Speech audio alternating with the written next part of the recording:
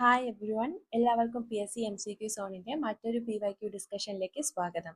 ഇന്നത്തെ നമ്മുടെ topic geography സെഷനിലുള്ള maps, remote sensing and geographic information system ആണ് കേട്ടോ. ഈ ഒരു ഭാഗത്തു നിന്ന് വന്നിട്ടുള്ള 2021 തൊട്ട് വന്ന എക്സാം പേപ്പേഴ്സിൽ നിന്നുള്ള എല്ലാ ക്വസ്റ്റ്യൻസും നമ്മളിവിടെ ഡിസ്കസ് ചെയ്യുന്നതായിരിക്കും. അതുപോലെ അതോടൊപ്പം അഡീഷണൽ നോട്ട്സും തരുന്നതായിരിക്കും. അപ്പോൾ ഈ ഒരു ഭാഗത്തു നിന്ന് കുറച്ചും കൂടി ടഫ് ക്വസ്റ്റ്യൻസ് ആണ് വന്നിട്ടുള്ളത്. അപ്പോൾ നമുക്ക് ഓരോ ക്വസ്റ്റ്യൻസിലേക്ക് പോകാം. നിങ്ങൾ വീഡിയോ പോസ് ചെയ്ത് വെച്ച് എല്ലാം ആൻസർ ചെയ്യാൻ ശ്രമിക്കുക. എന്നിട്ട് മാത്രം ആൻസേഴ്സ് ഉള്ള ഭാഗത്തേക്ക് പോകാം കേട്ടോ. അപ്പോൾ ഫസ്റ്റ് ക്വസ്റ്റ്യൻ ഇതാണ്: which type of map portrays a specific spatial distribution or category of data? ഏത് തരത്തിലുള്ള മാപ്പാണ് ഒരു സ്പെസിഫിക് ആയിട്ടുള്ള ഡാറ്റേനെ മാത്രം കാണിക്കുന്നത്, അല്ലെങ്കിൽ ഒരു സ്പെസിഫിക് ആയിട്ടുള്ള സ്പേഷ്യൽ ഡിസ്ട്രിബ്യൂഷനെ മാത്രം കാണിക്കുന്നത് ഏത് തരത്തിലുള്ള മാപ്പാണ്? A physical map, B thematic map, C cadastral map, D topographic map. ഈ 4 ടൈപ്സ് ഓഫ് മാപ്പ് ആണ് തന്നിട്ടുള്ളത്. ഇതിനകത്ത് ഏത് മാപ്പാണ് ഒരു സ്പെസിഫിക് ഡാറ്റ അല്ലെങ്കിൽ സ്പെസിഫിക് ആയിട്ടുള്ള സ്പേഷ്യൽ ഡിസ്ട്രിബ്യൂഷനെ കാണിക്കുന്നത്? എന്തെങ്കിലും ഒരു പ്രത്യേക തരം കാര്യത്തെക്കുറിച്ച് മാത്രം കാണിക്കുന്ന മാപ്പ് ഏതാണെന്നാണ് ചോദ്യം. Physical, thematic, cadastral and topographic. Answer option B thematic ആണ്. ഇതൊരു ഓൺലൈൻ എക്സാം പേപ്പർ ആണ് കേട്ടോ, അതങ്ങനെ. അപ്പോൾ ആൻസർ ബി തെമാറ്റിക് മാപ്പ് ആണ് കേട്ടോ. അപ്പൊ തെമാറ്റിക് മാപ്പിനെ കുറിച്ച് നോക്കാം. തെമാറ്റിക് മാപ്പ് എന്ന് പറഞ്ഞാൽ അത് ഓൺലി ഒരു സ്പെസിഫിക് ഡാറ്റയിൽ മാത്രം കോൺസെൻട്രേറ്റഡ് ആയിരിക്കും. ഇപ്പൊ ക്ലൈമറ്റ് ആണ് കാണിക്കുന്നതെങ്കിൽ ആ മാപ്പിൽ ഇന്ത്യയിലുള്ള പലയിടങ്ങളിലുള്ള ക്ലൈമറ്റ് എങ്ങനെയാണെന്നായിരിക്കും കാണിക്കുന്നത്. ഇപ്പൊ റെയിൻഫോൾ ആണെങ്കിൽ അങ്ങനെ, പോപ്പുലേഷൻ ആണെങ്കിൽ അങ്ങനെ. അപ്പൊ ഒരു സ്പെസിഫിക് ആയിട്ടുള്ള ഡാറ്റ മാത്രമായിരിക്കും തെമാറ്റിക് മാപ്പിൽ കാണിക്കുന്നത്. അപ്പോൾ അതിന്റെ കോമ്പണൻസിനെ ബേസ് ചെയ്ത് ഇപ്പോൾ അയൺ ഡെപ്പോസിഷൻ ആണ് നമ്മുടെ ടോപ്പിക് എന്നുണ്ടെങ്കിൽ എവിടെയൊക്കെയാണ് ഇന്ത്യയിൽ അയൺ ഡെപ്പോസിഷൻ അല്ലെങ്കിൽ മിനറൽ ഡെപ്പോസിഷൻ ഉള്ളത് എന്നാണ് ആ ഒരു മാപ്പിൽ കാണിക്കുന്നത്. ഈ മുകളിൽ കാണുന്ന മാപ്പ് ഉണ്ടല്ലോ, ഇത് അങ്ങനത്തെ മാപ്പാണ്. ഇത് നാച്ചുറൽ വെജിറ്റേഷൻ മാത്രം കാണിക്കുന്ന ഒരു മാപ്പാണ്. അപ്പൊ ഇന്ത്യയിലുള്ള ഓരോയിടത്തുള്ള നാച്ചുറൽ വെജിറ്റേഷൻ ആണ് ഇവർ ആ ഓരോ കളർ കൊണ്ടും സിഗ്നിഫൈ ചെയ്തിരിക്കുന്നത്. ഈ മാപ്പിൽ നമുക്ക് വേറെ ഒന്നും കാണാൻ സാധിക്കില്ല, ഇന്ത്യയുടെ നാച്ചുറൽ വെജിറ്റേഷൻസ് ഒക്കെയാണ് കാണാൻ സാധിക്കുന്നത്. അപ്പോൾ ഒരു സ്പെസിഫിക് ടോപ്പിക്കിലോ അല്ലെങ്കിൽ ഒരു സ്പെസിഫിക് ഡാറ്റയോ മാത്രം ഫോക്കസ് ചെയ്യുന്ന മാപ്പാണ് തെമാറ്റിക് മാപ്പ്. അടുത്തത് ഫിസിക്കൽ മാപ്പാണ്. നമുക്ക് ഓപ്ഷൻസ് ഉണ്ടായിരുന്നതും കൂടി ഒന്ന് നോക്കിപ്പോണം. ഫിസിക്കൽ മാപ്പാണ്. ഫിസിക്കൽ മാപ്പ് എന്ന് പറഞ്ഞാൽ നാച്ചുറൽ ഫീച്ചേഴ്സ് ഓഫ് എർത്ത്, ഭൂമിയുടെ ഭൗതികമായിട്ടുള്ള പല കാര്യങ്ങളുടെ മൗണ്ടൻസ്, റിവേഴ്സ്, ഓഷ്യൻസ്, റിഡ്ജസ്, അങ്ങനെയുള്ള പല കാര്യങ്ങളും കാണിക്കുന്ന മാപ്പാണ് ഫിസിക്കൽ മാപ്പ്. അതായത് നാച്ചുറൽ ഫീച്ചേഴ്സ് ആണ് കാണിക്കുക, ഭൂമിയുടെ നാച്ചുറൽ ആയിട്ടുള്ള സവിശേഷതകളാണ് കാണിക്കുക. പുഴകളും അതുപോലെ കടലുകള്, കുളങ്ങള്, മലകള്, അങ്ങനത്തെ മരുഭൂമികള്, ഇതുപോലെയുള്ള ഭൂമിയുടെ നാച്ചുറൽ ലാൻഡ്സ്കേപ്പ് എങ്ങനെയാണോ അത് കാണിക്കുന്നതാണ് ഫിസിക്കൽ മാപ്പ് കേട്ടോ. ഇപ്പൊ മൂന്നാമത്തെ ടൈപ്പ് ഓഫ് മാപ്പാണ് കഡസ്ട്രൽ മാപ്പ്. കഡസ്ട്രൽ മാപ്പ് എന്ന് പറഞ്ഞാൽ അത് കൂടുതൽ പ്രോപ്പർട്ടി ഡീറ്റെയിൽസ് ഒക്കെ ഉള്ള മാപ്പാണ് കഡസ്ട്രൽ മാപ്പ്. ഇതിപ്പോ നിങ്ങളുടെ ഗ്രാമപഞ്ചായത്തിലോ അല്ലെങ്കിൽ ടൗൺ മുനിസിപ്പാലിറ്റിയിലോ ഒക്കെ ചെന്ന് കഴിഞ്ഞാൽ നിങ്ങൾക്ക് കഡസ്ട്രൽ മാപ്പുകളായിരിക്കും കാണാൻ കഴിയുക. കൂടുതൽ ലാൻഡ് ഓണർഷിപ്പും ബൗണ്ടറികളും വാർഡ് തലത്തിൽ തിരിച്ച ബൗണ്ടറികളും ഒക്കെ ഉള്ള ഒരുപാട് ഇങ്ങനെ ബൗണ്ടറീസ് ഉള്ള മാപ്പാണ് കഡസ്ട്രൽ മാപ്പ്. ഈ കാണുന്ന മാപ്പ് ഒരു കഡസ്ട്രൽ മാപ്പാണ് കേട്ടോ. ഇപ്പൊ ഒരു വില്ലേജിന്റെ പ്രോപ്പർട്ടി ഡീറ്റെയിൽസ് ഉള്ള മാപ്പ്, സിറ്റിയുടെ പ്രോപ്പർട്ടി ഡീറ്റെയിൽസ് ഉള്ള മാപ്പ്, അങ്ങനെ ഒരുപാട് ബൗണ്ടറീസും ലാൻഡ് ഓണർഷിപ്പും ഒക്കെ വളരെ ഡീറ്റെയിൽഡ് ആയിട്ട് കാണിക്കുന്ന മാപ്പാണ് കഡസ്ട്രൽ മാപ്പ്. ടോപ്പോഗ്രാഫിക് മാപ്പ് നമ്മൾ വേറൊരു ക്വസ്റ്റ്യനിൽ ഡീറ്റെയിൽഡ് ആയിട്ട് ചർച്ച ചെയ്യുന്നതായിരിക്കും. അപ്പൊ നമുക്ക് അടുത്ത ക്വസ്റ്റ്യനിലേക്ക് പോകാമേ. Next question is: what projection is used in the survey of India topographical map? ഇപ്പൊ ഏത് തരത്തിലുള്ള പ്രൊജക്ഷൻ ആണ് സർവേ ഓഫ് ഇന്ത്യ ടോപ്പോഗ്രാഫിക്കൽ മാപ്പുകളിൽ ഉപയോഗിക്കുന്നത്? Option A Lambert conformal conic, B Mercator, C polyconic, D azimuthal equidistant. ഇപ്പൊ 4 type of map projections ആണ് കൊടുത്തിരിക്കുന്നത്. നമ്മൾ ആദ്യമേ എന്താണ് മാപ്പ് പ്രൊജക്ഷൻ എന്നറിയണം, എങ്കിലേ നമുക്ക് ഈ ഡിഫറെന്റ് ടൈപ്സിനെ കുറിച്ച് നോക്കാൻ പറ്റത്തുള്ളൂ. ഇതൊക്കെ +2 ജോഗ്രഫിയുടെ പ്രാക്ടിക്കൽസിൽ വരുന്ന ഉൾപ്പെട്ടിട്ടുള്ള ഭാഗമാണ്. നമുക്ക് അതിന്റെ ആൻസറിലേക്ക് പോകാം അധികം ദീർഘിപ്പിക്കാതെ. ആൻസർ പോളികോണിക് ആണ്. പോളികോണിക് പ്രൊജക്ഷൻ ആണ് സർവേ ഓഫ് ഇന്ത്യ ടോപ്പോഗ്രഫിക്കൽ മാപ്പുകൾ അല്ലെങ്കിൽ ടോപ്പോ ഷീറ്റ് ഉണ്ടാക്കാനായിട്ട് നിർമ്മിക്കാനായിട്ട് ഉപയോഗിക്കുന്നത്. ട്രഡീഷണലി ഉപയോഗിച്ചു വരുന്നത് പോളികോണിക് പ്രൊജക്ഷൻ ആണ്. അപ്പൊ ആദ്യം നമുക്ക് എന്താണ് ഈ മാപ്പ് പ്രൊജക്ഷൻ എന്നറിയാം. അപ്പൊ എർത്ത് ഒരു 3D ഫിഗർ ആണ് അല്ലെ, ഉരുണ്ടിരിക്കുന്ന ഒരു 3D ഫിഗർ ആണ്. അപ്പൊ അതിനെ നമ്മളൊരു 2D പ്ലെയിനിലോട്ട് എങ്ങനെ മാറ്റും, അതായത് നമ്മൾ പേപ്പറിലേക്ക് എർത്തിന്റെ പല ഭാഗങ്ങളെയും മാറ്റുന്നതിനെയാണ് മാപ്പ് പ്രൊജക്ഷൻസ് എന്ന് പറയുന്നത്. അതായത് ഇങ്ങനെ ഇരിക്കുന്ന ഏർത്തിനെ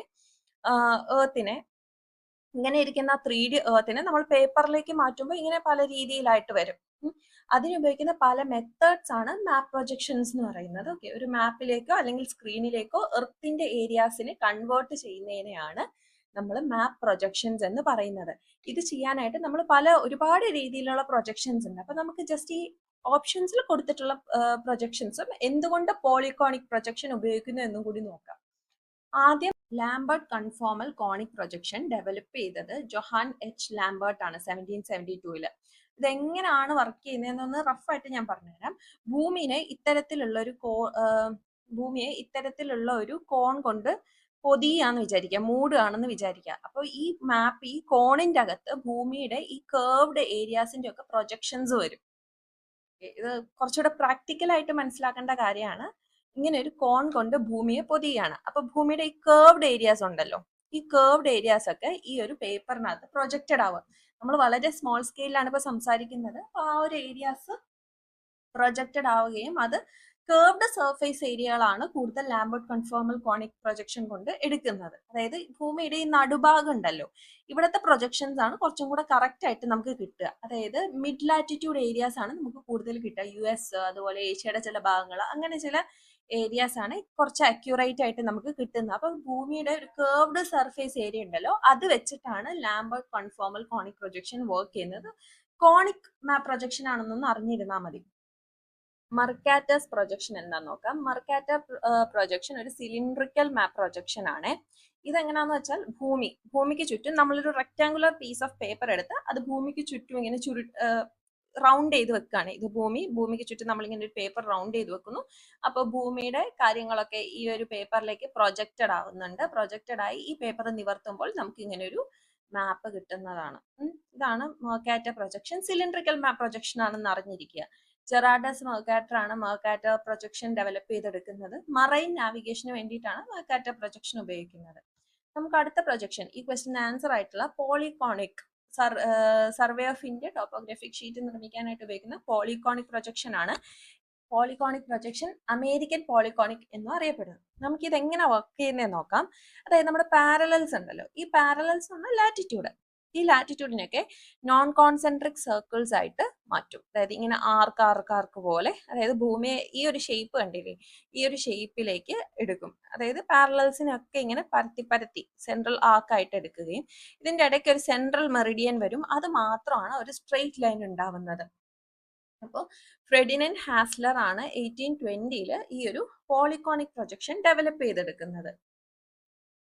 അപ്പൊ നമ്മൾ എന്തുകൊണ്ടാണ് പോളികോണിക് പ്രൊജക്ഷൻ നോക്കുന്നതെന്ന് വെച്ച് കഴിഞ്ഞാൽ, അതായത് small to medium sized areas പരമാവധി എന്ത് ചെയ്യുക, ഡിസ്റ്റോർഷൻ എന്ന് പറഞ്ഞാൽ തെറ്റ്, അതുപോലെ കാൽക്കുലേഷനിലുള്ള മിസ്റ്റേക്സ്, അതൊക്കെ കുറച്ച് ഏറ്റവും മോസ്റ്റ് അക്യൂറേറ്റ് ആയിട്ട് നമുക്ക് എടുക്കാൻ കഴിയുന്ന പ്രൊജക്ഷൻ പോളികോണിക് പ്രൊജക്ഷൻ ആണ്. ഓരോ ലാറ്റിറ്റ്യൂഡിനും അതിൻ്റെതായിട്ടുള്ള ഒരു കോണായിട്ടാണ് ട്രീറ്റ് ചെയ്യപ്പെടുന്നത്.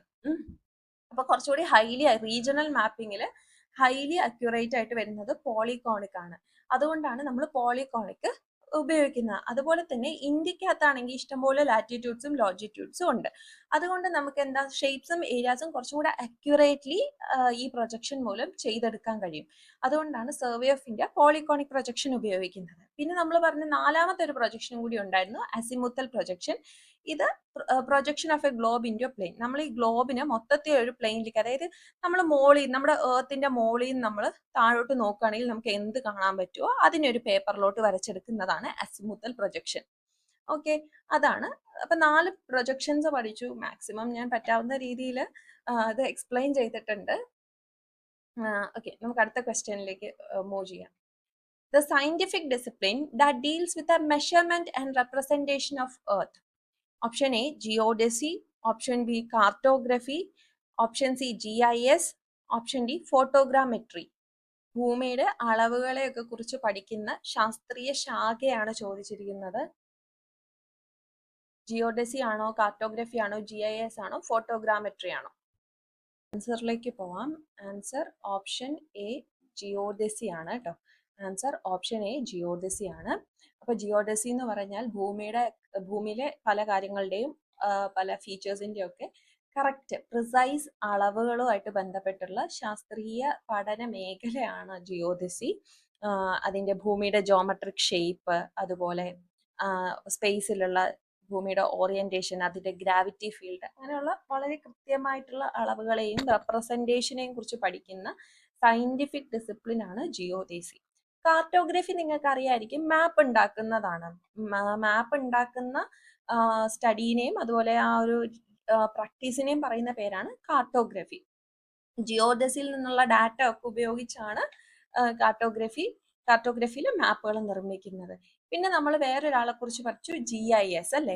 GIS എന്ന് പറഞ്ഞു കഴിഞ്ഞാൽ അതൊരു ഫ്രെയിംവർക്ക് ആണ്. ബേസിക്കലി അതൊരു ഫ്രെയിംവർക്ക് ആണ്. നമുക്ക് ഡാറ്റ കളക്ട് ചെയ്യാനും ആ കിട്ടിയ ഡാറ്റേനെ മാനേജ് ചെയ്ത് ഓർഗനൈസ് ചെയ്യാനും അതിൽ നിന്ന് നമുക്ക് എന്താണ് മനസ്സിലാവുന്നത് അനലൈസ് ചെയ്യാനും ഉള്ള ഒരു ഫ്രെയിംവർക്ക് ആണ് GIS. GISന്റെ ഫുൾ ഫോം ആണ് geographic information system. Geographic information system basically data collect ചെയ്യുക, അതുപോലെ കിട്ടിയ ഡാറ്റനെ മാനേജ് ചെയ്യുക, അതുപോലെ ആ ഒരു ഡാറ്റയിൽ നിന്ന് നമുക്ക് എന്താണ് മനസ്സിലാവുന്നത് എന്നറിയാൻ വേണ്ടി ഡാറ്റ അനലൈസ് ചെയ്യാം. അപ്പോൾ ഇതൊരു സ്പേഷ്യൽ ഡാറ്റ ആണ് ഇതിനു വേണ്ടി നമ്മൾ ഉപയോഗിക്കുന്നത്. അതുപോലെ തന്നെ ഡിസിഷൻ മേക്കിങ്ങിന് പല തീരുമാനങ്ങളും ഗവൺമെന്റ് പോളിസീസും കാര്യങ്ങളും ഒക്കെ എടുക്കാനായിട്ട് GIS ഹെൽപ്ഫുൾ ആണ്. അതുപോലെ വിഷ്വലൈസേഷൻസ്, നമ്മൾ ഭൂമിയുടെ പല വിഷ്വലൈസേഷൻസും ഒക്കെ GISന്റെ ഹെൽപ്പോട് കൂടിയിട്ടാണ് റീക്രിയേറ്റ് ചെയ്യുന്നത്. ഇനി ഫോട്ടോഗ്രാമെട്രി എന്ന് പറഞ്ഞു കഴിഞ്ഞാൽ ഈ ഫോട്ടോസ് ഉണ്ടല്ലോ, ഡിഫറെന്റ് ഫോട്ടോസ് ഉപയോഗിച്ച് ഒരു ഒബ്ജക്റ്റിന്റെ ഫിസിക്കൽ ഒബ്ജക്ട്സിന്റെ ഇൻഫർമേഷൻ എടുക്കുന്നതാണ് ഫോട്ടോഗ്രാമെട്രി എന്ന് പറയുന്നത്. അതായത് it's a science and technology of obtaining reliable information. വളരെ അക്യുറേറ്റ് ആയിട്ടുള്ള ഇൻഫർമേഷൻ എന്തിനെ കുറിച്ച്, ഫിസിക്കൽ ഒബ്ജക്ട്സിനെയും അവരുടെ എൻവയോൺമെന്റിനെയും കുറിച്ച്. എങ്ങനെ? ഫോട്ടോകളിലൂടെ, ഇമേജസിലൂടെ ഫോട്ടോ എടുക്കുക, അതുപോലെ അത് മെഷർ ചെയ്യുക, അതിൽ നിന്ന് എന്താണ് മനസ്സിലായത്. അപ്പോൾ ഇമേജസ് ഉപയോഗിച്ച് ഫിസിക്കൽ ഒബ്ജക്ട്സിന്റെ സവിശേഷതകളും അവരുടെ എൻവയോൺമെന്റും ഒക്കെ മനസ്സിലാക്കുന്നതിനാണ് ഫോട്ടോഗ്രാമെട്രി എന്ന് പറയുന്നത്. നമുക്ക് അടുത്ത ക്വസ്റ്റ്യനിലേക്ക് പോകാം. Which one of the following is or are requirement for remote sensing? താഴെ കൊടുത്തിരിക്കുന്നവയിൽ ഏതാണ് റിമോട്ട് സെൻസിങ്ങിന് അത്യാവശ്യമായത്? 1. റേഡിയേഷൻ ബൈ എനർജി സോഴ്സ്, ഊർജ സ്രോതസ്സിന്റെ വികിരണം. 2. Interaction of energy with target, ഊർജവും ലക്ഷ്യവുമായുള്ള പ്രതിപ്രവർത്തനം. 3. ട്രാൻസ്മിഷൻ, റിസപ്ഷൻ ആൻഡ് പ്രോസസ്സിംഗ്, സംപ്രേഷണവും സ്വീകരണവും പ്രോസസ്സിങ്ങും. 4. ഇന്റർപ്രിട്ടേഷൻ ആൻഡ് അനാലിസിസ്, വ്യാഖ്യാനവും വിശകലനവും. അപ്പോൾ ഇതിനകത്ത് റിമോട്ട് സെൻസിങ്ങിന് ഇമ്പോർട്ടൻ്റ് ആയിട്ടുള്ളത് ഏതാണെന്നാണ് ഓപ്ഷൻസ് നോക്കുക. Option A 1 and 2 are correct ആണ്. B 2 and 3 are correct. C 1, 2 and 4 are correct. D all of the above are correct. ഇതിനകത്ത് റിമോട്ട് സെൻസിങ്ങിന് വേണ്ട റിക്വയർമെന്റ് ഈ 4 ഏതാണ് എന്നുള്ളതാണ് ക്വസ്റ്റ്യൻ.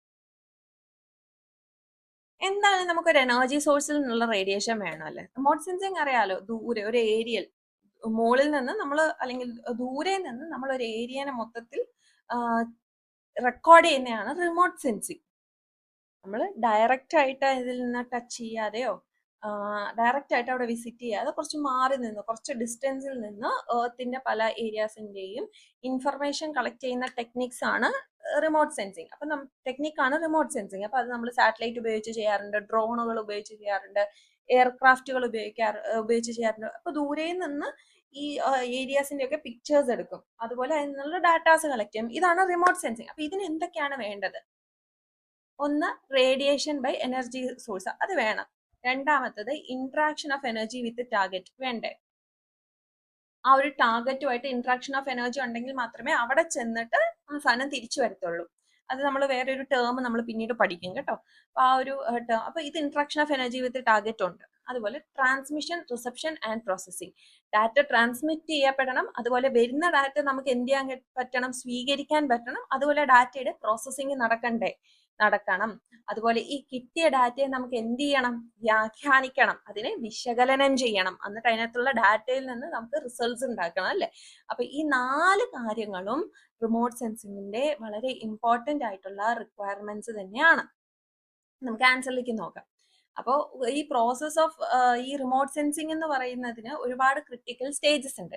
അപ്പൊ ആ ഒരു മെയിൻ 4 സ്റ്റേജ് ആണ് അവർ ഓരോ ഓപ്ഷൻ ആയിട്ട് കൊടുത്തിരിക്കുന്നത് കേട്ടോ. അപ്പോൾ റേഡിയേഷൻ ബൈ എനർജി സോഴ്സ് എന്ന് പറഞ്ഞാൽ എന്താ, നമുക്ക് ഫസ്റ്റ് ഒരു എനർജി സോഴ്സ് വേണം. അപ്പൊ അത് പാസീവ് സെൻസിങ്ങിനാണെന്നുണ്ടെങ്കിൽ അത് സണ്ണ് കൊടുക്കും, സണ്ണിൽ നിന്ന് എടുക്കും. ഇപ്പൊ ആക്റ്റീവ് റിമോട്ട് സെൻസിങ്ങിനാണെന്നുണ്ടെങ്കിൽ സെൻസർ തന്നെയായിരിക്കും ആ ഒരു എനർജി സോഴ്സ് കൊടുക്കുന്നത്.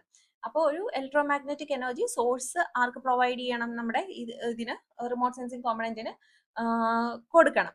രണ്ടാമത്തെന്ന് പറഞ്ഞാൽ ഈ എനർജി ചെന്ന് ടാർഗറ്റുമായിട്ട് ഇന്ററാക്ട് ചെയ്യണം. അപ്പൊ ഈ ഒരു സോഴ്സിൽ നിന്ന് എനർജി ഈ ഇത് സോഴ്സ് ആണെങ്കിൽ എനർജി ടാർഗറ്റിലേക്ക് പോകണം. അവിടെ ചെന്ന് അവിടെ ഇപ്പൊ നമ്മൾ ഒരു മൗണ്ടൻസിനെ കുറിച്ചാണ് പഠിക്കുന്നുണ്ടെങ്കിൽ ആ മൗണ്ടൻസുമായിട്ട് ഈ എനർജി എന്ത് ചെയ്യണം, ഇന്ററാക്ട് ചെയ്യണം. റിഫ്ലക്ഷൻ, അബ്സോർപ്ഷൻ പോലെയുള്ള പല പല കാര്യങ്ങളുണ്ട്. അപ്പൊ അങ്ങനെ എർത്തിന്റെ സർഫേസ് ഫീച്ചറുമായിട്ട് ഈ എനർജി എന്ത് ചെയ്യണം, ഇന്ററാക്ട് ചെയ്യണം. എനർജി ഇന്ററാക്ട് ചെയ്തിട്ടുള്ള അടുത്ത സ്റ്റെപ്പ് എന്താ, എനർജി തിരിച്ചു പോരണം. ഈ എനർജി റിഫ്ലക്ട് ചെയ്ത് വിട്ടത് തിരിച്ചു വരണം, ടാർഗറ്റിൽ നിന്ന് വരണം. അതിനെ നമുക്ക് എന്ത് ചെയ്യാം, അതിന് അറ്റ്മോസ്ഫിയർ വഴി നമുക്ക് തിരിച്ചു കിട്ടണം, അതിനെ ട്രാൻസ്മിറ്റ് ചെയ്യണം.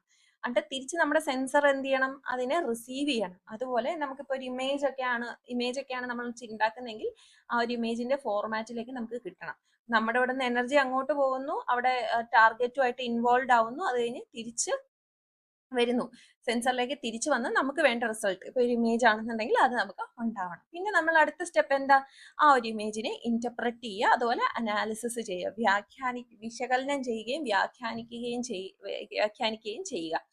ഇതാണ് റിമോട്ട് സെൻസിങ്ങിൽ വരുന്ന മെയിൻ ഇമ്പോർട്ടൻറ്റ് കോമ്പണൻസ്. നമുക്ക് അടുത്ത ഒരു ക്വസ്റ്റ്യനിലേക്ക് പോകാം. Isohalines are lines joining places having equal. Isohalines എന്താണെന്നാണ് ചോദിച്ചിരിക്കുന്നത്. ഐസോഹാലൈൻസ് എന്നാൽ ഒരേപോലെയുള്ള ഡാഷിനെ ബന്ധിപ്പിക്കുന്ന വരകളാണ്. ക്ലൗഡ് കവർ, മേഘാവരണം, ലവണാംശം, സലൈനിറ്റി, സൂര്യരശ്മി, സൺലൈറ്റ്, സീസ്മിക് വേവ്സ്, ഭൂകമ്പ തരംഗങ്ങൾ. എന്താണ് ഐസോഹാലൈൻസ്? ഐസോഹാലൈൻസ് എന്ന് വെച്ചാൽ അത് സലൈനിറ്റി, ഈക്വൽ സലൈനിറ്റി, ഒരേപോലെയുള്ള ലവണാംശമുള്ള ഏരിയാസിനെ ബന്ധിപ്പിക്കുന്ന വരകളാണ് ഐസോഹാലൈൻസ് അല്ലെങ്കിൽ ഇസോഹാലൈൻസ്. നമുക്ക് അതിന്റെ എക്സ്പ്ലനേഷനിലേക്ക് പോവാം. ആൻസർ ഓപ്ഷൻ ബി സലൈനിറ്റി ആണ്. അപ്പോൾ ഇസോഹാലൈൻസ് ആണ് സലൈനിറ്റിയുമായിട്ട് ബന്ധപ്പെട്ട് കിടക്കുന്നത്. ഇപ്പോൾ വാട്ടർ ബോഡീസ്, അപ്പൊ ഇത് കണ്ടോ, ഇവിടെ സെയിം സലൈനിറ്റി ഉള്ളത് ഒരു ലൈനിൽ ഇതായിരിക്കും. അപ്പൊ ഈ ഒരു ഡാർക്കർ ഷെയ്ഡ് വരുന്നത് കുറച്ചും കൂടെ സലൈനിറ്റി കൂടിയ ഏരിയാസ് ആയിരിക്കും. അപ്പൊ അങ്ങനെ വാട്ടർ ബോഡീസിലോ അല്ലെങ്കിൽ ഓഷ്യനിലോ ഒക്കെയാണ് നമ്മൾ ഈ ഐസോഹാലൈൻസ് കാണുന്നത്. സെയിം ലവണാംശമുള്ള ഏരിയകളെയാണ് ഐസോഹാലൈൻസ് എന്ന് ഉള്ള വരകളാൽ ബന്ധിപ്പിക്കുന്നത്. നമ്മൾ ക്ലൗഡ് കവർ എന്ന് പറഞ്ഞല്ലേ, അതിനും ഒരു പേരുണ്ട്, ഐസോനെർവ്സ് അല്ലെങ്കിൽ ഇസോനെർവ്സ്. അത് ആവറേജ്, അപ്പോൾ എങ്ങനെയാണ് ക്ലൗഡിനെസ്, എങ്ങനെയാണ് അത് ഒരേപോലെയുള്ള ക്ലൗഡിനെസ്, മേഘാവരണമുള്ള ഏരിയാസിനെ ബന്ധിപ്പിക്കുന്നതാണ് ഐസോനെർവ്സ്. Okay, ISONEPHS. ഇനി ഒരേപോലെ സൺലൈറ്റ് അല്ലെങ്കിൽ സോളാർ റേഡിയേഷൻ കിട്ടുന്ന ഏരിയകളെ ബന്ധിപ്പിക്കുന്നതിനെ പറയുന്ന പേരാണ് ഐസോഹെൽസ്. ഓക്കെ, ഐസോഹെൽസ് സൺലൈറ്റുമായിട്ട് ബന്ധപ്പെട്ടതാണ്. ഇനി ഒരേപോലെ സീസ്മിക്, അതായത് എർത്ത് ക്വേക്ക് ഒരേപോലെ ഇന്റൻസിറ്റി വരുന്ന ഏരിയാസിനെ പറയുന്നതാണ് ഐസോസീസ്മൽ ലൈൻസ്. സീസ്മിക് വേവ്സുമായിട്ട് ബന്ധപ്പെട്ടതാണ്. ഇപ്പോൾ ഒരു ഏരിയ, ആ രണ്ട് ഏരിയ അവിടെ സെയിം ഇന്റൻസിറ്റി ആണ് എർത്ത് ക്വേക്കിന് സംഭവിക്കുന്നെങ്കിൽ, എർത്ത് ക്വേക്ക് വരുമ്പോൾ ഉള്ളതെങ്കിൽ ആ രണ്ട് ഏരിയാസിനെയും കണക്ട് ചെയ്ത് വരയ്ക്കുന്ന വരയാണ് ഐസോസീസ്മൽ ലൈൻസ്. മനസ്സിലായോ? ഐസോഹാലൈൻ സലൈനിറ്റി ആണ്, ഐസോനെർവ്സ് ക്ലൗഡ് കവർ ആണ്, ഐസോഹെൽസ് അത് സൺലൈറ്റ് ആണ്, ഐസോസീസ്മൽ ലൈൻസ് സീസ്മിക് എന്ന് പറയുമ്പോൾ തന്നെ ഭൂകമ്പമായിട്ട് ബന്ധപ്പെട്ടാന്നുള്ളത് ഓടണം. അതുപോലെ ഹാലൈൻ എന്ന് പറയുകയാണെങ്കിൽ അത് സലൈനിറ്റി ആയിട്ട് ബന്ധപ്പെട്ടത്. തെർമോഹാലൈൻ എന്താന്ന് ഓർമ്മയുണ്ടോ? അത് ഒരു ഹോംവർക്ക് ആട്ടോ, കമന്റ് ചെയ്യുക. എന്താണ് തെർമോഹാലൈൻ എന്ന് കമന്റ് ചെയ്യാം. നമുക്ക് അടുത്ത ക്വസ്റ്റ്യനിലേക്ക് പോകാം. Which of the following is an open source GIS software? ഇതിനകത്ത് ഏതാണ് ഒരു ഓപ്പൺ സോഴ്സ് GIS സോഫ്റ്റ്വെയർ എന്നാണ് question. QGIS, MapInfo, ArcGIS, ERDAS. Open source എന്ന് പറഞ്ഞാൽ അതിന്റെ സോഴ്സ് കോഡ്, ആ ഒരു സോഫ്റ്റ്വെയറിന്റെ സോഴ്സ് കോഡ് പബ്ലിക്കലി അവൈലബിൾ ആയിരിക്കും, ഫ്രീ ആയിട്ട് അവൈലബിൾ ആയിരിക്കും. അതാണ് ഓപ്പൺ സോഴ്സ് എന്ന് പറഞ്ഞാൽ. ബാക്കിയൊക്കെ ഒരെണ്ണം മാത്രമേ ഇതിനകത്ത് ഓപ്പൺ സോഴ്സ് ഉള്ളൂ, ബാക്കിയെല്ലാം പ്രൈവറ്റ് സോഫ്റ്റ്വെയർസ് ആണ്. ഏതെങ്കിലും കമ്പനിയുടെ കയ്യിലായിരിക്കും അതിന്റെ സോഴ്സ് കോഡ് ഉള്ളത്. അതിന്റെ സോഴ്സ് കോഡ് നമ്മൾ അവരറിയാതെ ഉപയോഗിക്കുന്നത് ഇല്ലീഗൽ ആയിരിക്കും. ഇതിനകത്ത് ഏതാണ് open source GIS software? Answer option A QGIS ആണ് കേട്ടോ. QGIS ക്വാണ്ടം ജിസ് എന്ന് അറിയപ്പെടുന്നു. QGIS or quantum GIS. QGIS ആണ് ഇതിനകത്തെ open source software, GIS software. GIS എന്താണെന്ന് നമ്മൾ നേരത്തെ പഠിച്ചു, ജോഗ്രഫിക് ഇൻഫർമേഷൻ സിസ്റ്റം ആണ്. അപ്പൊ ഇത് വളരെ പോപ്പുലർ ആയിട്ടുള്ള desktop geographic information system application ആണ്. അപ്പൊ നമുക്കിപ്പോ ഉബുണ്ടുവിലൊക്കെ നമുക്ക് ക്വാണ്ടം ജിസ് അവൈലബിൾ ആണ്. അപ്പോൾ സ്പേഷ്യൽ ഡാറ്റ എടുക്കാനും വ്യൂ ചെയ്യാനും എഡിറ്റ് ചെയ്യാനും അതിന്റെ അനാലിസിസ് നടത്താനും ഒക്കെ നമുക്ക് വളരെ ഫ്രീ ആയിട്ട് കിട്ടുന്ന ഒരു സോഫ്റ്റ്വെയർ ആണ് ക്യൂജിസ്. ബാക്കി മൂന്നെണ്ണം ആർക്ജിസ്, മാപ്പിൻഫോ, എർഡാസ്, ഈ മൂന്നെണ്ണവും പ്രൈവറ്റ് ആണ്. ഇപ്പോ RGS എന്ന് പറയുന്നത് എസ്രി എന്ന് പറയുന്ന ഒരു കമ്പനിയുടെ കയ്യിലാണ്. അതുപോലെ മാപ്പിൻഫോ പ്രിസൈസ്ലിയുടെ കയ്യിലാണ്.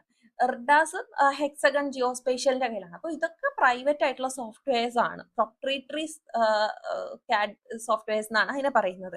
പ്രൊപ്രൈറ്ററി എന്ന് പറഞ്ഞാൽ ഉടമസ്ഥാവകാശം വേറൊരാളുടെ കയ്യിൽ ഇരിക്കുന്നതാണ് പ്രൊപ്രൈറ്ററി. ഓക്കെ, അപ്പോൾ പ്രൊപ്രൈറ്ററി ഉണ്ട്, ഓപ്പൺ സോഴ്സ് ഉണ്ട്. ക്യൂജിസ് ആണ് ഇതിനകത്തെ ഓപ്പൺ സോഴ്സ് സോഫ്റ്റ്വെയർ. അടുത്ത question, which of the following is a key function of a GIS? താഴെ പറയുന്നവയിൽ ഏതാണ് GISന്റെ പ്രധാന പ്രവർത്തനം? A. Creating 3D animations for urban planning. നഗര ആസൂത്രണത്തിനായി 3D ആനിമേഷനുകൾ സൃഷ്ടിക്കുന്നു. B. Capturing, storing, analyzing and displaying spatial and geographic data. Spatial അല്ലെങ്കിൽ ഭൂമിശാസ്ത്രപരമായ data capture ചെയ്യുക, സംഭരിക്കുക, വിശകലനം ചെയ്യുക, പ്രദർശിപ്പിക്കുക. C. Conducting field surveys for data collection. വിവരശേഖരണത്തിനായി ഫീൽഡ് സർവേകൾ നടത്തുന്നു. D. Predicting future weather patterns. ഭാവിയിലെ കാലാവസ്ഥാ രീതികൾ പ്രവചിക്കുന്നു. ഇതിനകത്തെ GISന്റെ പ്രധാന പ്രവർത്തനം ഏതാണ്? നമ്മൾ ഇത് ഡിസ്കസ് ചെയ്ത് കഴിഞ്ഞതാണ്, അതുകൊണ്ട് നിങ്ങൾ ആൻസർ ചെയ്തേ പറ്റൂ. നിങ്ങൾക്കുള്ള ടൈമാണ് ആൻസർ ചെയ്യാനുള്ള. ആൻസർ ചെയ്തേ. GISന്റെ പ്രധാന പ്രവർത്തനം ഏതാണ്? അതെ, ഏതാ? ഓപ്ഷൻ B ആണ് ഉത്തരം. Capturing, storing, analyzing and displaying spatial or geographic data എന്നുള്ളതാണ് ഇതിന്റെ ഉത്തരം കേട്ടോ. അപ്പൊ ജോഗ്രഫിക്കൽ ഇൻഫർമേഷൻ സിസ്റ്റം എന്താണെന്ന് നമ്മൾ പറഞ്ഞു. ഒരു ഫ്രെയിംവർക്ക് ആണ്, ഡാറ്റ മാനേജ് ചെയ്യാനും കാണാനും അതുപോലെ അനലൈസ് ചെയ്യാനും ഒക്കെ വേണ്ടിയിട്ടുള്ള ഒരു ഫ്രെയിംവർക്ക് ആണ് GIS. അപ്പൊ ഇതിനകത്ത് 4 മെയിൻ ഫങ്ഷൻസ് വരുന്നത് capturing, storing, analysing, displaying. Capturing എന്ന് പറഞ്ഞാൽ ഇപ്പോൾ GPS-ൽ നിന്നോ സാറ്റലൈറ്റിൽ നിന്നോ പല സോഴ്സസ് ഉണ്ടല്ലേ, അതിൽ നിന്നൊക്കെ കിട്ടുന്ന ഡാറ്റ നമ്മൾ ക്യാപ്ചർ ചെയ്ത് വെക്കണം. രണ്ടാമത്തത് ഇതൊക്കെ ഓർഗനൈസ് ചെയ്യുക അല്ലെങ്കിൽ സ്റ്റോർ ചെയ്യുക എന്നുള്ളതാണ്. ലോങ് ടേം യൂസിന് വേണ്ടി സ്ട്രക്ചേർഡ് ആയിട്ട് വളരെ ക്രമീകരിച്ച് ഇത് സ്റ്റോർ ചെയ്യണം. അതുപോലെ ഈ കിട്ടിയ ഡാറ്റയിൽ നമുക്ക് എന്തൊക്കെ കണ്ടുപിടിക്കാൻ സാധിക്കും, എന്തൊക്കെ ചില പാറ്റേൺസ് കണ്ടുപിടിക്കാൻ സാധിക്കും, ട്രെൻഡുകൾ എന്തൊക്കെയാണെന്ന് കണ്ടുപിടിക്കാൻ സാധിക്കും, റിലേഷൻഷിപ്സ് കണ്ടുപിടിക്കാൻ സാധിക്കും. അങ്ങനെയൊക്കെ ഒരുപാട് കാര്യങ്ങൾ കിട്ടിയ ഡാറ്റയിൽ നിന്ന് മാക്സിമം അത് അനലൈസ് ചെയ്യുക. എന്നിട്ട് അത് അനലൈസ് ചെയ്ത് ഡാറ്റ കളക്ട് ചെയ്ത് നോളജ് ആക്കി വെക്കുക. എന്നിട്ട് ആ നോളജിനെ ഡിസ്പ്ലേ ചെയ്യണം. ഇപ്പൊ മാപ്പുകളിലൂടെ, ചാർട്ടുകളിലൂടെ, റിപ്പോർട്ടുകളിലൂടെ ഒക്കെ ഇതെന്ത് ചെയ്യും? ഡാറ്റ ഡിസ്പ്ലേ ചെയ്യും. അപ്പൊ ആ ഒരു 4 ഫങ്ഷൻസ് ആണ് ഒരു ലൈനിൽ കൊടുത്തേക്കുന്നത്. Capturing, storing, analysing and displaying spatial or geographic data. വളരെ ഇമ്പോർട്ടന്റ് ലൈൻ ആണത് കേട്ടോ. Okay, next question. What does the contour interval on a topographic map represent?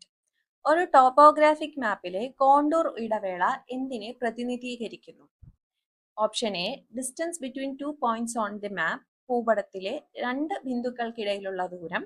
B, the vertical difference in the elevation between consecutive contour lines. തുടർച്ചയായ contour രേഖകൾക്കിടയിലുള്ള ഉയരത്തിലെ ലംബ വ്യത്യാസം. C, total elevation of the highest peak on the map. ഭൂപടത്തിലെ ഏറ്റവും ഉയർന്ന കൊടുമുടിയുടെ ആകെ ഉയരം. D, horizontal distance between 2 contour lines. 2 contour രേഖകൾക്കിടയിലുള്ള തിരശ്ചീന ദൂരം. ഇതാണ് ചോദിച്ചിരിക്കുന്നത്. അതായത് കോണ്ടൂർ ഇന്റർവൽ, ടോപ്പോഗ്രാഫിക് മാപ്പുകളിലുള്ള കോണ്ടൂർ ഇന്റർവൽ എന്തിനെയാണ് പ്രതിനിധീകരിക്കുന്നത്, റെപ്രസെന്റ് ചെയ്യുന്നത്? കോണ്ടൂർ ലൈൻസ് എന്ന് വെച്ചാൽ എന്താ? സെയിം എലവേഷനിലുള്ള ഏരിയാസിനെ തമ്മിൽ ബന്ധിപ്പിക്കുന്ന ലൈൻസ് ആണ്, കണക്ട് ചെയ്യുന്ന ലൈൻസ്, റെപ്രസെന്റ് ചെയ്യുന്ന ലൈൻസ് ആണ് കോണ്ടൂർ ലൈൻസ് അല്ലെ. സെയിം ഉയരമുള്ള ഏരിയാസിനെ തമ്മിൽ കണക്ട് ചെയ്യുന്നതാണ് കോണ്ടൂർ ലൈൻസ്. അപ്പൊ കോണ്ടൂർ ഇന്റർവെൽ എന്ന് പറഞ്ഞു കഴിഞ്ഞാൽ 2 കോണ്ടൂർ ലൈനുകളുടെ ഇടയിലുള്ള ആ ഒരു ദൂരം ഉണ്ടല്ലോ, അതാണ് കോണ്ടൂർ ഇന്റർവെൽ എന്ന് പറഞ്ഞു കഴിഞ്ഞാൽ. അതായത് രണ്ട് കോണ്ടൂർ ലൈൻസ് ഉണ്ട്. ഇപ്പൊ ഇവിടെ കണ്ടോ, രണ്ട് കോണ്ടൂർ ലൈൻസിന്റെ ഇടയിലുള്ള ദൂരമാണ് കോണ്ടൂർ ഇന്റർവെൽ എന്ന് പറയുന്നത്. അപ്പൊ ഓപ്ഷൻ വന്നു, ആൻസർ വന്നു, ആൻസർ ബി ആണ്. The vertical difference in the elevation between two consecutive contour lines എന്നുള്ളതാണ് ഉത്തരം. മലയാളത്തിലും കൂടെ പറയാം. തുടർച്ചയായ കോണ്ടൂർ രേഖകൾക്കിടയിലുള്ള ഉയരത്തിലെ ലംബ വ്യത്യാസമാണ്. അതായത് കോണ്ടൂർ ഇന്റർവെൽ എന്താന്ന് പറഞ്ഞത് ക്ലിയർ ആയോ? അതായത് രണ്ട് കോണ്ടൂർ ലൈനുകളുടെ ഇടയിൽ വരുന്ന ഒരു ഡിസ്റ്റൻസ് ഉണ്ടല്ലോ, അതിനെയാണ് കോണ്ടൂർ ഇന്റർവെൽ എന്ന് പറയുന്നത്. അപ്പൊ രണ്ട് കോണ്ടൂർ ഇന്റർവെല്ലിന്റെ, അപ്പൊ കോണ്ടൂർ ഇന്റർവെൽ എന്താ കാണിക്കുന്നത്? കോൺസ്റ്റന്റ് ആയിട്ട് രണ്ട് ലൈനുകളുടെ ഇടയിൽ വരുന്ന ഒരു ഇന്റർവെൽ ആണല്ലോ കോണ്ടൂർ ലൈൻ. അപ്പൊ ആ ഒരു വെർട്ടിക്കൽ ഹൈറ്റ് ഡിഫറൻസ് അല്ലേ, ഒരു ഏരിയാസിന് വെർട്ടിക്കൽ ആയിട്ട് വരുന്ന ഹൈറ്റ് ഡിഫറൻസിനെയാണ് കാണിക്കുന്നത്, എലിവേഷൻ ഡിഫറൻസിനെയാണ് കോണ്ടൂർ ഇന്റർവെല്ലിൽ കാണിക്കുന്നത്. അപ്പൊ ഒരു ടെറൈൻ എങ്ങനെയാണ്, സ്റ്റീപ്പ് ആണോ, ഒരു മലഞ്ചെരുവാണെന്ന് ഇപ്പൊ എക്സാമ്പിൾ എടുക്കുക, അതെങ്ങനെ സ്റ്റീപ്പ് ആണോ അതോ അത്രയും മൈൽഡ് സ്ലോപ്പ് ആണോ എന്നൊക്കെ നമുക്ക് അറിയാൻ ഈ കോണ്ടൂർ ഇന്റർവെൽ കൊണ്ട് സാധിക്കും. കാരണം ഇങ്ങനെ അടുപ്പിച്ചടുപ്പിച്ചാണ് കോണ്ടൂർ ലൈൻസ് വരയ്ക്കുന്നതെന്നുണ്ടെങ്കിൽ അതൊരു സ്റ്റീപ്പ് സ്ലോപ്പ് ആയിരിക്കും. കാരണം ഇവിടെ കോണ്ടൂർ ഇന്റർവെൽ അടുപ്പിച്ചടുപ്പിച്ചാണെന്നുണ്ടെങ്കിൽ എന്താണ് അർത്ഥം? പെട്ടെന്നാണ് ഉയരം കുറഞ്ഞു പോകുന്നത്. അപ്പൊ ഒരു സ്റ്റീപ്പ് സ്ലോപ്പ് ആയിരിക്കും, ഒരു സ്റ്റീപ്പ് ആയിട്ടുള്ള സ്ലോപ്പ് ആയിരിക്കും.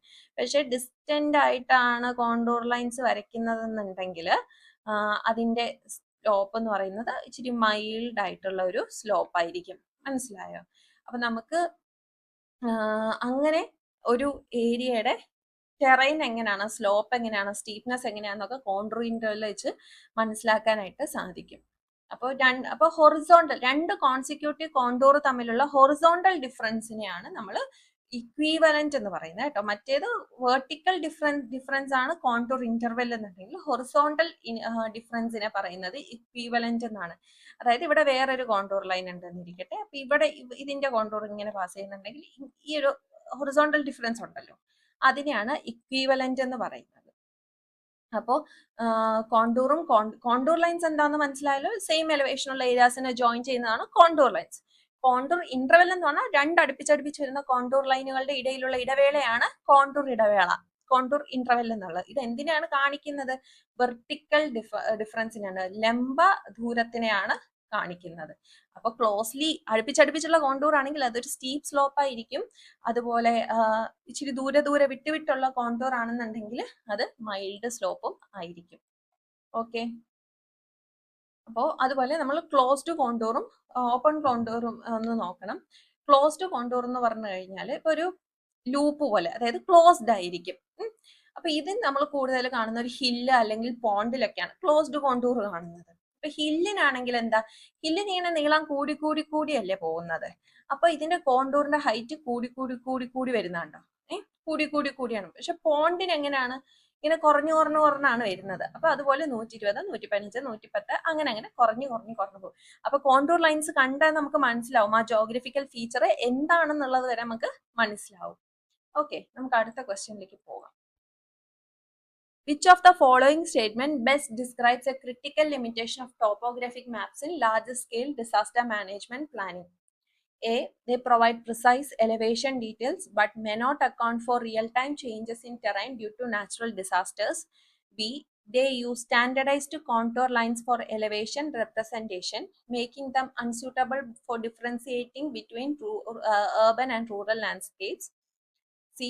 Topographic maps offer extensive information on hydrological features but fail to include data on man-made infrastructure. D.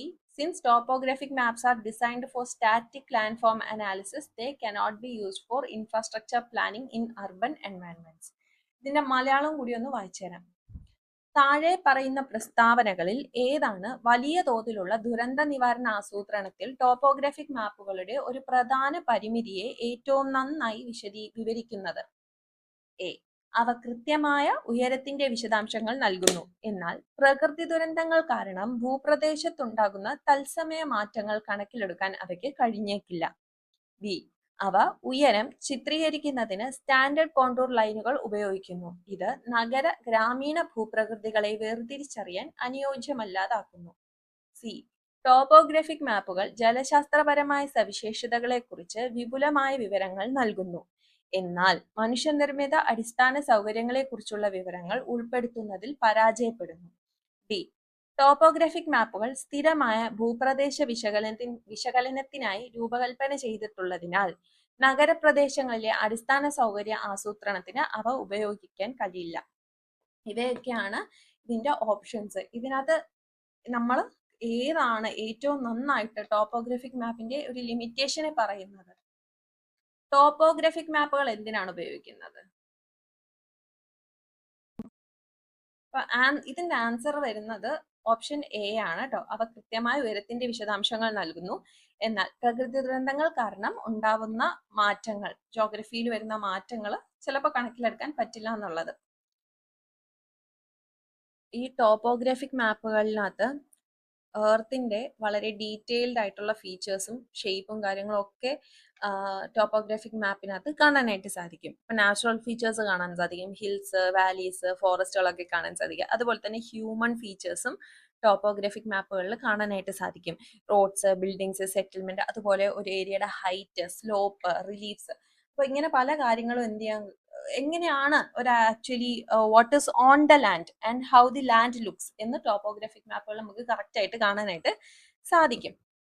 Okay, അപ്പൊ ഈ ഓപ്ഷൻ എ വരാൻ കാരണം എന്താന്ന് വെച്ച് കഴിഞ്ഞാൽ ടോപ്പോഗ്രാഫിക് മാപ്പുകൾ നമ്മൾ ചിലപ്പോൾ ഡിക്കേഡ് ഒരു 10 വർഷം കൂടുമ്പോഴോ അല്ലെങ്കിൽ ഓവർ ദി ഇയേഴ്സ് ഒക്കെ ആയിരിക്കും അപ്ഡേറ്റ് ചെയ്യുന്നത്. അപ്പൊ ഒരു പെട്ടെന്ന് ഒരു ലാൻഡ് സ്ലൈഡ്, ഒരു എർത്ത് ക്വേക്ക് ഒക്കെ വന്നു കഴിഞ്ഞ് പെട്ടെന്ന് ആ ഒരു ഭൂപ്രദേശം മൊത്തം മാറിക്കഴിഞ്ഞാൽ നമ്മൾ എന്താ പെട്ടെന്നൊരു ഒരു ടോപ്പോഗ്രാഫിക് മാപ്പ് ഉണ്ടാക്കുക എന്ന് പറയുന്നത് ബുദ്ധിമുട്ടുള്ള കാര്യമാണ്.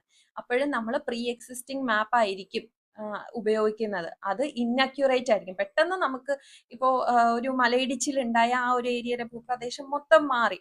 പക്ഷെ നമുക്കപ്പോൾ ഉള്ളത് അവിടെ നേരത്തെ ഉള്ള പ്രീ എക്സിസ്റ്റിംഗ് ആയിട്ടുള്ള ടോപ്പോഗ്രാഫിക് മാപ്പാണ്, നേരത്തെ ഉള്ള ഭൂപ്രകൃതി കാണിക്കുന്ന മാപ്പാണ് അവിടെ ഉള്ളത്. അപ്പൊ നമുക്ക് എന്താ ആ ഒരു സമയത്ത് അത് റീബിൽഡിങ്ങിനോ വേണ്ടിയൊന്നും ആ മാപ്പ് ഉപയോഗിക്കാനായിട്ട് പറ്റില്ല. അതുകൊണ്ടാണ് റിയൽ ടൈം ചേഞ്ചസ് ടോപ്പോഗ്രാഫിക് മാപ്പിൽ അപ്ഡേറ്റഡ് ആവത്തില്ല. ഓക്കെ, അതുകൊണ്ടാണ് ഓപ്ഷൻ എ അതിന്റെ ആൻസർ ആയിട്ട് വരുന്നത്. അപ്പോൾ പെട്ടെന്ന് real time data existing updated ആവുന്ന രീതിയിലുള്ള ഒരു സംഭവമല്ല ടോപ്പോഗ്രാഫിക് മാപ്പ്.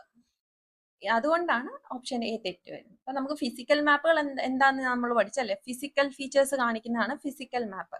പൊളിറ്റിക്കൽ മാപ്പ് പഠിച്ചില്ലായിരുന്നു. പൊളിറ്റിക്കൽ മാപ്പ് എന്ന് പറഞ്ഞാൽ ഇപ്പോൾ ഒരു രാജ്യത്തിന്റെ boundaries, state boundaries, cities, capital cities ഒക്കെ കാണിക്കുന്നതാണ് പൊളിറ്റിക്കൽ മാപ്പ്.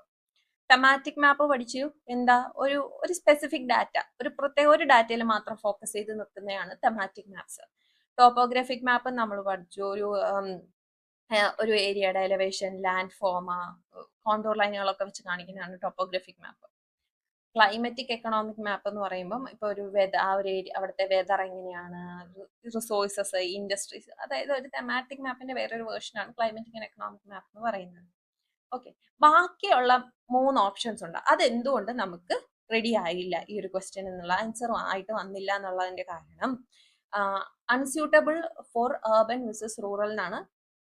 രണ്ടാമത്തെ സ്റ്റേറ്റ്മെന്റിൽ പറയുന്നത് അവ ഉയരം ചിത്രീകരിക്കുന്നതിന് സ്റ്റാൻഡേർഡ് കോണ്ടൂർ ലൈനുകൾ ഉപയോഗിക്കുന്നു, അതുകൊണ്ട് നഗര ഗ്രാമീണ ഭൂപ്രകൃതികളെ തിരിച്ചറിയാൻ സാധിക്കില്ല എന്നാണ് പറഞ്ഞത്. പക്ഷേ ടോപ്പോഗ്രാഫിക് മാപ്പുകളിൽ എന്താ പറയാ, അർബൻ സെറ്റിൽമെന്റ്സും റൂറൽ സെറ്റിൽമെന്റ്സും തമ്മിൽ ഡിസ്റ്റിംഗ്വിഷ് ചെയ്തറിയാനായിട്ട് ക്ലിയർ ആയിട്ട് സ്പെസിഫിക് സിമ്പിൾസ് ഉപയോഗിക്കുന്നുണ്ട്. ഇപ്പൊ റൂറൽ സെറ്റിൽമെന്റ്സിന് വേറെ, അതുപോലെ ഗ്രാമങ്ങൾക്ക് വേറെ ആയിട്ടുള്ള സ്പെസിഫിക് സിമ്പിൾസ് ടോപ്പോഗ്രാഫിക് മാപ്പിലുണ്ട്. അതുകൊണ്ട് നമുക്ക് ക്ലിയർലി തിരിച്ചറിയാനായിട്ട് സാധിക്കും. മൂന്നാമത്തെ സ്റ്റേറ്റ്മെന്റ് വന്നേക്കുന്ന എന്താ, ജലശാസ്ത്രപരമായ സവിശേഷതകളെ കുറിച്ച് വിപുലമായി വിവരിക്കുന്നു, എന്നാൽ മനുഷ്യ നിർമ്മിത അടിസ്ഥാന സൗകര്യങ്ങളെ കുറിച്ച് ഒന്നും പറയുന്നില്ല, മാൻമെയ്ഡ് ഇൻഫ്രാസ്ട്രക്ചർ ഒന്നും തന്നെ ചേർക്കുന്നില്ല എന്നാണ് പറഞ്ഞേക്കുന്നത്. പക്ഷെ അതും തെറ്റാണ്. അതിനകത്ത് natural physical features, man-made features, ഞാൻ പറഞ്ഞു റോഡ്, ബ്രിഡ്ജ്, ഇതെല്ലാം ടോപ്പോഗ്രാഫിക് മാപ്പിനകത്ത് നമുക്ക് കാണാനായിട്ട് സാധിക്കും. മൂന്നാമത്തെ പറഞ്ഞേക്കുന്നത് ഇതിനകത്ത് മാൻമെയ്ഡ് ആയിട്ടുള്ള കാര്യങ്ങളൊന്നും ഉപയോഗിക്കാത്തത് കൊണ്ട്, നാലാമത്തേത് എന്താന്ന് വെച്ചാൽ ഇൻഫ്രാസ്ട്രക്ചർ പ്ലാനിങ്ങിന് പറ്റില്ല എന്നുള്ളത്. പക്ഷെ ഇൻഫ്രാസ്ട്രക്ചർ പ്ലാനിങ്ങിന്റെ ഏറ്റവും എസെൻഷ്യൽ ആയിട്ടുള്ള ടൂളാണ് ടോപ്പോഗ്രാഫിക് മാപ്പ് എന്ന് പറയുന്നത്. എഞ്ചിനീയർമാരുടെ കയ്യിലിരിക്കുന്നുണ്ടാവും. അർബൻ ഇൻഫ്രാസ്ട്രക്ചർ പ്ലാനിങ്ങിനൊക്കെ വളരെ ഇമ്പോർട്ടൻ്റ് ആണ്. കാരണം ഒരു സ്ഥലത്തെ ഡ്രെയിനേജ് അറിയണം, സ്ലോപ്പ് അറിയണം, ലാൻഡ് യൂസും കാര്യങ്ങളൊക്കെ അറിഞ്ഞാലേ അർബൻ പ്ലാനിങ് ചെയ്യാൻ പറ്റത്തുള്ളൂ. അപ്പോൾ അർബൻ പ്ലാനിങ്ങിന്റെ ഇമ്പോർട്ടന്റ് ടൂളാണ് ടോപ്പോഗ്രാഫിക് മാപ്പ്. അതുകൊണ്ടാണ് അത് തെറ്റായിട്ട് മാറുന്നത്. ക്ലിയർ അല്ലേ? ഇനി അടുത്തൊരു ക്വസ്റ്റ്യൻ നോക്കാം. Which of the following statements are correct? താഴെ തന്നിരിക്കുന്ന പ്രസ്താവനകളിൽ ഏതാണ് ശരി? Option A, black colour is used for showing water bodies of permanent nature in topo sheet. Topo ഷീറ്റിൽ ശാശ്വത സ്വഭാവമുള്ള ജലാശയങ്ങൾ കാണിക്കുന്നതിന് കറുപ്പ് നിറം ഉപയോഗിക്കുന്നു. B, a map on 1:50,000 scale is a standard topographical map used by defence forces.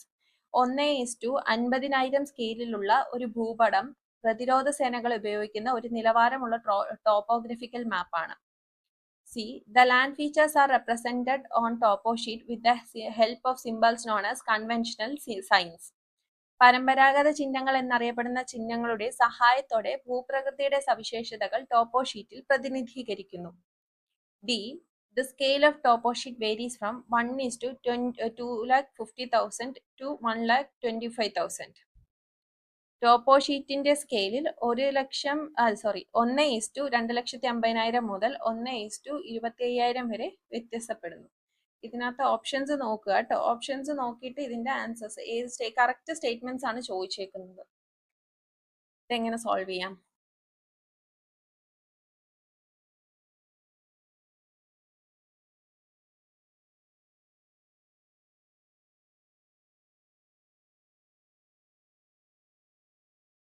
ആൻസറിലേക്ക് പോകാം. Answer statement A and D are incorrect and B and C are correct എന്നാണ് പറഞ്ഞേക്കുന്നത്. അതായത് എയും ഡിയും ഇൻകറക്റ്റ് ആണ്, ബിയും സിയും കറക്റ്റ് ആണ്. കറക്റ്റ് സ്റ്റേറ്റ്മെന്റ്സ് ആദ്യം നോക്കാം. ഡിഫൻസ് സേനകൾ ഉപയോഗിക്കുന്ന ടോപ്പോ ഷീറ്റിലുള്ള പ്രതിരോധ സേനകളുടെ ടോപ്പോ ഷീറ്റിന്റെ സ്കെയിൽ എന്ന് പറയുന്നത് 1:50,000 ആണ്, 1:50,000 ആണ്. അതുപോലെ രണ്ടാമത്തെ കറക്റ്റ് സ്റ്റേറ്റ്മെന്റ് ഇതാണ്. പരമ്പരാഗത ചിഹ്നങ്ങൾ എന്നറിയപ്പെടുന്ന ചിഹ്നങ്ങളുടെ സഹായത്തോടു കൂടിയാണ് ലാൻഡ് ഫീച്ചേഴ്സ് ടോപ്പോ ഷീറ്റിൽ രേഖപ്പെടുത്തുന്നതെന്നാണ്. ഇനി നമുക്ക് തെറ്റായിട്ടുള്ള സ്റ്റേറ്റ്മെന്റ്സിലേക്ക് പോവാം. ഓക്കെ, സ്റ്റേറ്റ്മെന്റ് എ ഇൻകറക്റ്റ് ആവാനുള്ള കാരണം ടോപ്പോ ഷീറ്റിൽ ബ്ലൂ യൂസ് ചെയ്യുന്നത് പെരിനിയൽ ആയിട്ടുള്ള വാട്ടർ ബോഡീസിനാണ്. അതായത് നമ്മളവിടെ ബ്ലാക്ക് ആണ് പെരിനിയൽ പെർമനന്റ് ശാശ്വതത്തിനെന്നാണ് പറഞ്ഞിരുന്നത്. പക്ഷെ അല്ല, നീലയാണ് ശാശ്വതമായിട്ടുള്ള വാട്ടർ ബോഡീസിന് ഉപയോഗിക്കുന്നത്. ബ്ലാക്ക് ഉപയോഗിക്കുന്നത് ഡ്രൈ സ്ട്രീംസ് അല്ലെങ്കിൽ അങ്ങനെ വറ്റിപ്പോയതിനാണ് ബ്ലാക്ക് കളർ യൂസ് ചെയ്യുന്നത്. സ്റ്റേറ്റ്മെന്റ് ബി കറക്റ്റ് ആണ്, അത് നമ്മൾ പറഞ്ഞു. സ്റ്റേറ്റ്മെന്റ് സിയും കറക്റ്റ് ആണ്. അപ്പോൾ മൗണ്ടൻസ്, റിവേഴ്സ്, സെറ്റിൽമെന്റ്സ് ഇതിനൊക്കെ സ്പെസിഫിക് ആയിട്ടുള്ള സിമ്പിൾസ് ഉണ്ട്. കണ്ട സിമ്പിൾസ് വരച്ചു വെക്കാൻ പറ്റില്ല. അതിനൊക്കെ കൺവെൻഷണൽ ആയിട്ടുള്ള സിമ്പിൾസ് ഉണ്ട്. അപ്പൊ ഇതിനെ കൺവെൻഷണൽ സയൻസ് എന്നാണ് വിളിച്ചു വരുന്നത്. സ്റ്റേറ്റ്മെന്റ് 3 ഇൻകറക്റ്റ് ആണ്. കാരണം ഇന്ത്യയിൽ ടോപ്പോ ഷീറ്റ് പല സ്കെയിൽസിൽ പ്രൊഡ്യൂസ് ചെയ്യാറുണ്ടെങ്കിലും സ്റ്റാൻഡേർഡ് സീരീസ് എന്ന് പറയുന്നത് 3 എണ്ണമാണ്. 1:250,000, 1:50,000, 1:25,000. ഈ 3 എണ്ണം ആണ് ഇന്ത്യയിലെ സ്റ്റാൻഡേർഡ് സീരീസ് എന്ന് പറയുന്നത്. അടുത്ത question, in remote sensing the term used to a set of values which reflect or radiate from the object is called. Remote സെൻസിങ്ങിൽ ഈ പദം പ്രതിഫലിപ്പിക്കുന്നതോ അതിൽ നിന്ന് പ്രസരിക്കുന്നതോ ആയ മൂല്യങ്ങളുടെ ഒരു കൂട്ടത്തിന് ഉപയോഗിക്കുന്ന വസ്തുവിനെ ഡാഷ് എന്ന് വിളിക്കുന്നു. നിങ്ങൾ ആക്ച്വലി ഇംഗ്ലീഷ് സ്റ്റേറ്റ്മെന്റ് നോക്കിയാൽ മതി കേട്ടോ. ഇത് ട്രാൻസ്ലേറ്റ് ചെയ്ത് വരുമ്പം വേറെ എന്തെങ്കിലുമൊക്കെ ആവും. A, spatial resolution, B, spectral signature, C, electromagnetic radiation, D, active sensors. അതായത് നമ്മൾ റിമോട്ട് സെൻസിങ്ങിൽ ഒരു നമ്മുടെ സെൻസറിൽ നിന്ന് ടാർഗറ്റിലേക്ക് എനർജി അയക്കുന്നു എന്ന് പറഞ്ഞു. എനർജി അവിടെ ചെന്ന് ഇന്ററാക്ട് ആയിട്ട് എന്ത് ചെയ്യും, തിരിച്ച് ഒരു ട്രാൻസ്മിറ്റ് ചെയ്യും, ഡാറ്റ ട്രാൻസ്മിറ്റ് ചെയ്യും എന്ന് പറയും. അപ്പൊ ഇതിനകത്ത് വരുന്ന ഒരു സെറ്റ് ഓഫ് വാല്യൂ അല്ലെങ്കിൽ ആ ഒരു റേഡിയേഷൻ ഓരോ ഒബ്ജക്റ്റിനും ഓരോന്നായിരിക്കും. ഒരു കല്ലിനും വേറൊരു കല്ലിനും ഡിഫറെന്റ് ആയിരിക്കും ഈ തിരിച്ചു വരുന്ന വാല്യൂ എന്ന് പറയുന്നത്. അപ്പൊ അതിനെ എന്താണ് പറയുന്നത്, ആ വാല്യൂവിന് ഒരു സ്പെസിഫിക് നെയിം ഉണ്ട്, അതെന്താണെന്നാണ് ചോദിച്ചേക്കുന്നത്. നമ്മളെല്ലാവരുടെയും സിഗ്നേച്ചേഴ്സ്, നമ്മളെല്ലാവരും ഇടുന്ന സൈന് ഡിഫറെന്റ് അല്ലേ. അപ്പൊ ഓരോ വസ്തുവിനും ഡിഫറെന്റ് ആയിട്ടുള്ള സൈൻസ് ആണുള്ളത്. ഓപ്ഷൻ ബി സ്പെക്ട്രൽ സിഗ്നേച്ചർ ആണ് ഉത്തരം കേട്ടോ. സ്പെക്ട്രൽ സിഗ്നേച്ചർ ആണ് അതിന്റെ ഉത്തരം. സ്പെക്ട്രൽ സിഗ്നേച്ചർ എന്താണ്? സ്പെക്ട്രൽ സിഗ്നേച്ചർ എന്ന് പറഞ്ഞാൽ ഓരോ വസ്തുവിനും ഓരോ യുണീക് സെറ്റ് ഓഫ് വാല്യൂസ് ഉണ്ട്. അപ്പൊ ഈ എനർജി ചെന്ന ആ വസ്തുവിൽ തട്ടിക്കഴിയുമ്പം എന്നിട്ട് ഒരു വാല്യൂ തിരിച്ചു വരുമല്ലോ, ഒരു റേഡിയേഷൻ തിരിച്ചു വരുമല്ലോ. ആ ഒരു റിഫ്ലക്റ്റൻസ്, ആ ഒരു എമിറ്റൻസിന് ഒരു യുണീക് സെറ്റ് ഓഫ് വാല്യൂ ഉണ്ട്. അതിനെയാണ് സ്പെക്ട്രൽ സിഗ്നേച്ചർ എന്ന് പറയുന്നത്. കാരണം ഓരോ ഒബ്ജക്റ്റിനും ഡിഫറെന്റ് വേവ് ലെങ്ത് ആണുള്ളത് അല്ലേ. അപ്പോൾ ഓരോന്നിനും വരുന്ന ഡിഫറെന്റ് ആയിട്ടുള്ള യൂണിക് സെറ്റ് ഓഫ് വാല്യൂവിനെയാണ് സ്പെക്ട്രൽ സിഗ്നേച്ചർ എന്ന് പറയുന്നത്. എന്താണ് സ്പേഷ്യൽ റെസല്യൂഷൻ? ഒരു ഇമേജിനെ നമുക്ക് എത്രത്തോളം ഡീറ്റെയിൽ ആയിട്ട് കാണാൻ കഴിയും, അതാണ് സ്പേഷ്യൽ റെസല്യൂഷൻ എന്ന് പറയുന്നത്. നമ്മൾ ഈ സിംഗിൾ പിക്സൽ ആയിട്ടാണ് നമുക്കിപ്പോൾ ഇമേജസ് ഒക്കെ കാണാൻ സാധിക്കുന്നത്. അപ്പോൾ എത്രത്തോളം ഡീറ്റെയിൽഡ് ആയിട്ട് ഒരു ഏരിയനെ കാണാൻ കഴിയും എന്നുള്ളതാണ് സ്പേഷ്യൽ റെസല്യൂഷൻ എന്നുള്ളതാണ്. ആ സ്പേഷ്യൽ റെസല്യൂഷൻ എത്രയാണോ ആ ഒരു ലെവൽ ഓഫ് ഡീറ്റെയിൽ നമുക്ക് കാണാൻ സാധിക്കുന്നതാണ്. ഇനി ഇലക്ട്രോമാഗ്നറ്റിക് റേഡിയേഷൻ അറിയാലോ, ഒരു എനർജി സോഴ്സ് ആണ് that travels through space and interacts with objects. Active sensors എന്ന് പറഞ്ഞാൽ അവർ ഒരു ടൈപ്പ് ഓഫ് സെൻസേഴ്സ് ആണ്. അവർക്ക് അവരുടേതായിട്ടുള്ള എനർജി സോഴ്സ് കാണും. അവരുടെ ഏത് ഒബ്ജക്റ്റിനാണ് അവർ ഒബ്സർവ് ചെയ്യുന്നത് അതിനെ ഇല്യൂമിനേറ്റ് ചെയ്യാനായിട്ട് അവർ ഒരു വലിയൊരു പവർഫുൾ ആയിട്ടുള്ള സെൻസേഴ്സ് ആണ് ആക്റ്റീവ് സെൻസേഴ്സ്. ലിഡാർ, റഡാർ പോലെയുള്ള സെൻസേഴ്സ് ആണ്. ഓക്കെ, അടുത്ത ക്വസ്റ്റ്യൻ, ലാസ്റ്റ് ക്വസ്റ്റ്യൻ ആണ്. Indian topographical maps based on different scale is given below. Choose the correct order based on large scale in ascending order. വ്യത്യസ്ത സ്കെയിലുകളെ അടിസ്ഥാനമാക്കിയുള്ള Indian topographical മാപ്പുകൾ ചുവടെ നൽകിയിരിക്കുന്നു.